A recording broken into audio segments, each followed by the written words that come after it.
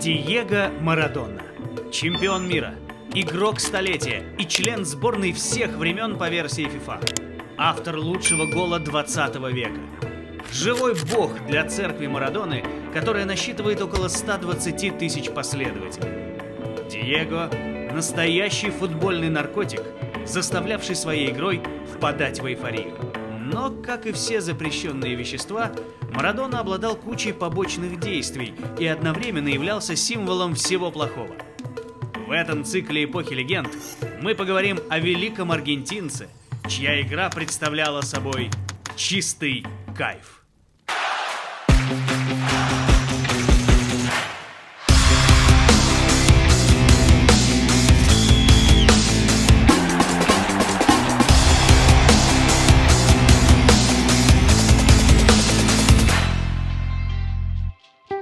Марадона.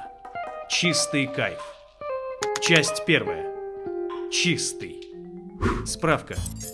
Аргентина – один из крупнейших перевалочных пунктов в мировом наркотрафике. Только в период с 2015 по 2017 в стране было проведено более 30 тысяч антинаркотических операций.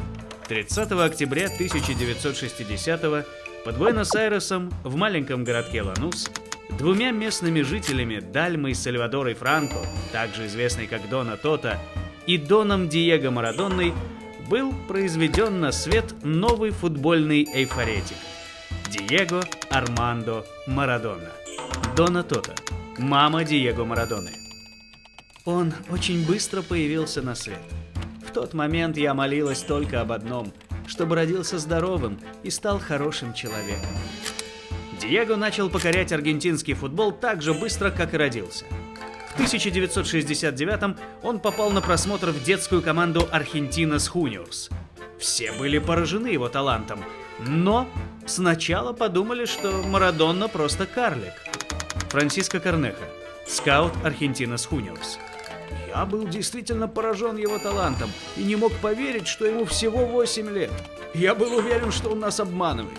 Ведь, несмотря на его детское телосложение, он играл как взрослый. Уже в 1976-м Марадона дебютировал в основном составе взрослой команды Argentinos Juniors. Через 10 дней ему исполнилось только 16. Диего Марадона. Прозвище «Золотой мальчик». Полузащитник футбольного клуба Argentinos Juniors. Выступал за клуб с 1976 по 1981.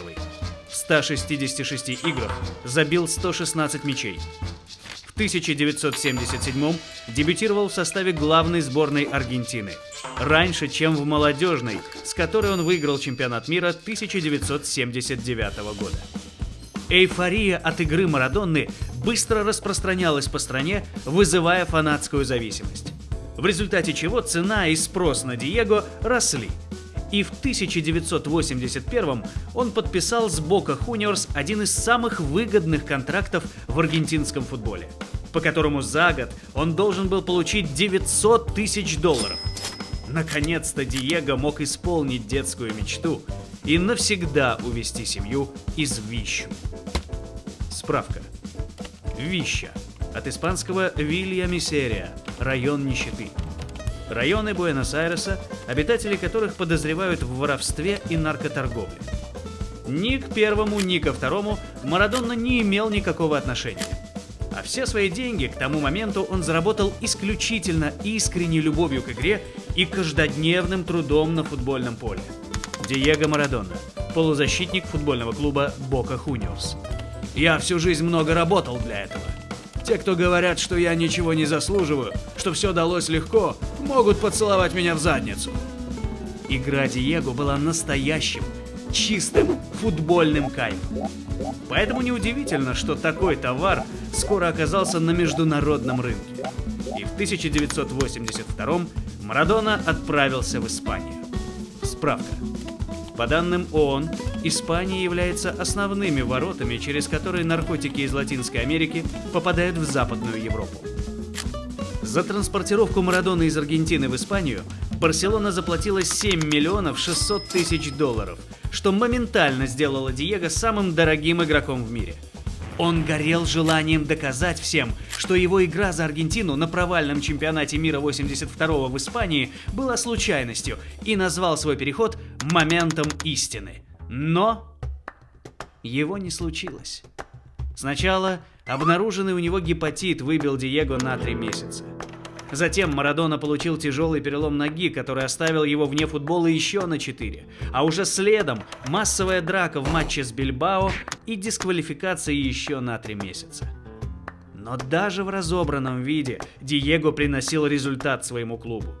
Выиграв с Барселоной Кубок Испании, Кубок Лиги и Суперкубок Испании, он стал первым игроком в истории каталонского клуба, которому на Сантьяго-Бернабеу аплодировали заклятые враги – фанаты Реала.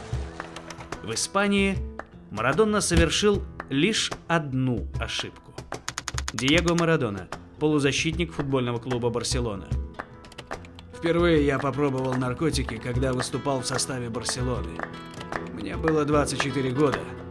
Это было самой большой ошибкой моей жизни. Это был 1984 год. С этого момента чистый футбольный кайф под названием Марадона перестал быть чистым и был транспортирован в Неаполь, где местная группировка Каморра, контролирующая практически весь наркотрафик в Европе, взяла Диего под свою опеку. С этого момента белую полосу в жизни Марадоны сменила белая дорожка. О приключениях Марадоны в Наполе, дружбе с Каморрой и главном предательстве в жизни Диего смотрите уже в следующем выпуске «Эпохи легенд». А пока напишите в комментариях, кто из аргентинцев для вас круче – Марадона или Месси? И почему? Также не забывайте ставить лайк, подписываться на канал и нажимать на колокольчик, чтобы не пропустить новые выпуски «Эпохи легенд». И да, наркотики – это зло.